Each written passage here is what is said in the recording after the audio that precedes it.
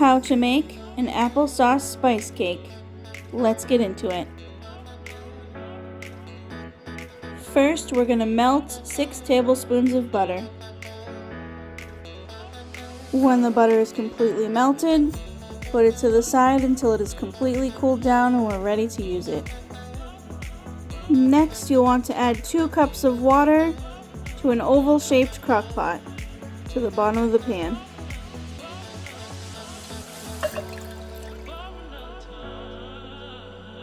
Next, you're going to tear off a piece of 24 by 12 inch tin foil, and we are going to roll it the long ways into a 1-inch cylinder.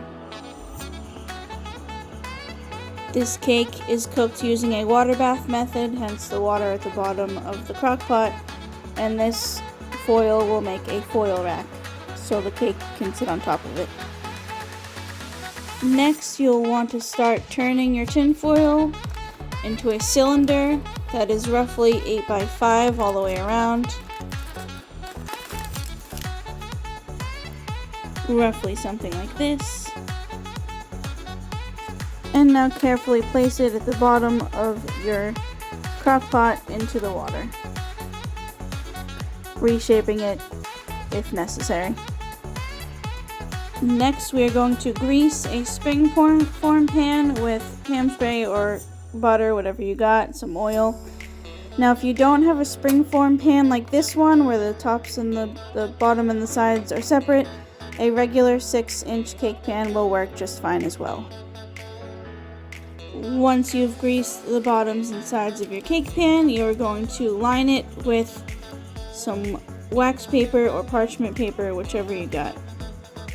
The recipe recommends parchment paper, but I find that usually burns in the oven, so I don't tend to buy it. I know we're using the crock pot, but I don't tend to buy it. Wax paper is easier. But in any case, put this aside till we're ready to use it. In a bowl, we're going to whisk together 1 cup of flour, a half teaspoon of baking soda, a 1/4 teaspoon of cinnamon, a 1/4 teaspoon of salt, and a pinch of ground nutmeg and a pinch of ground cloves. Whisk everything together until well combined. Now put your flour mixture to the side for a minute and grab yourself another bowl. In your second bowl, whisk together a 1/2 cup of granulated sugar, a 1/2 cup of unsweetened applesauce, 1 room temperature egg, and a 1/2 teaspoon of vanilla extract. Whisk everything together until well combined. Now take your cooled melted butter and add a little bit at a time and whisk while you're adding it in.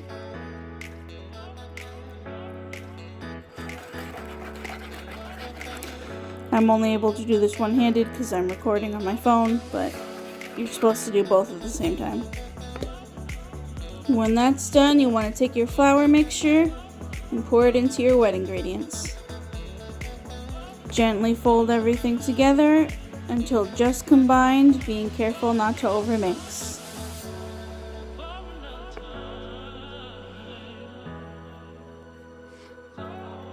Once your cake batter is fully mixed together, pour it into your prepared cake pan in one nice even layer.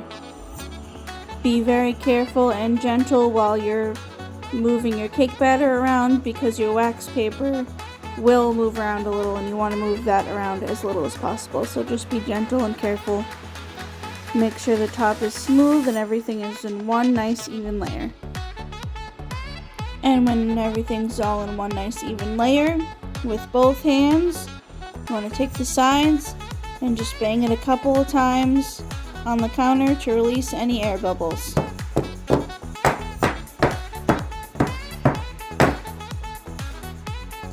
And lastly, we're going to put our cake directly on top of the foil in our crock pot. You want to cover it. Keep it covered and cook it on high for about 3 to 4 hours or until a toothpick inserted comes out clean.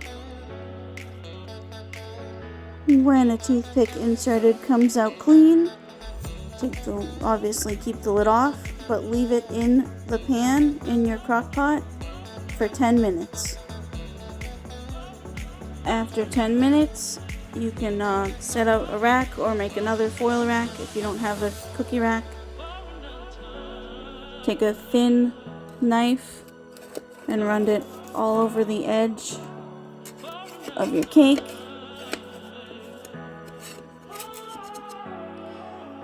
Carefully remove it from the pan and take the wax paper or parchment paper off the bottom.